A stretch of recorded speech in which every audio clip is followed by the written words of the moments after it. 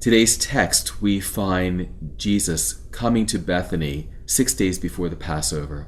And he enters a home. And when he enters the home, Mary takes a pound of extremely expensive perfume made of very rich materials, and she anoints Jesus' feet. Now, it was customary in the day that when someone entered your home, you offer them a basin of water and had a servant clean their feet. But Mary is not a servant in her own home. She is someone who is an elevated member of the family. She is status. And yet she chooses to humble herself before her Lord and treat God in the manner in which she finds most generous and giving. It was a beautiful act of love, and a beautiful act of anointing. She is anointing Jesus. Now, Judas is present, and Judas gets very upset. Judas complains to Jesus, and Judas makes up some excuse about the poor. Although the writer of this gospel lets us know that it's not for the reason for the poor that Judas is having a problem. Judas is greedy, and Judas wants to pocket the money.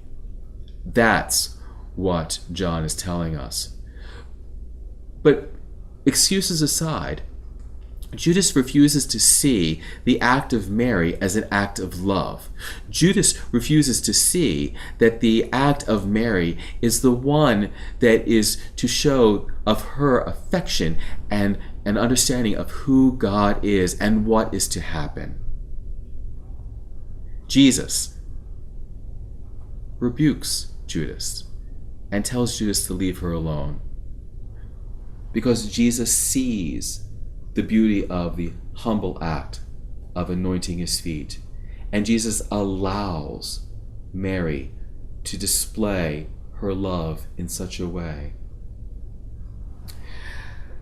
I had a grandmother once who taught me that I should be gracious when someone offered me a compliment, and that sometimes the best thing to do is to accept the gift and accept it graciously and humbly, because it's that person's act of love. It's that person's act of appreciation. And sometimes the best thing we can do is accept gifts and accept love, even though we don't think that we're worthy of it, or that we don't think that's necessarily the right thing to do. It's not about the self. It's about the other, and allowing the other to shine, and allowing the other to give, and allowing the other to display love. We're never called to push love into a box. We're never called to shove love down a hole. We are called, as Jesus has taught us here, to allow love to be displayed. And that's a good thing. Our ideas today are to change our hearts and see the good of the other and allow them to display their acts of love for their good. God bless.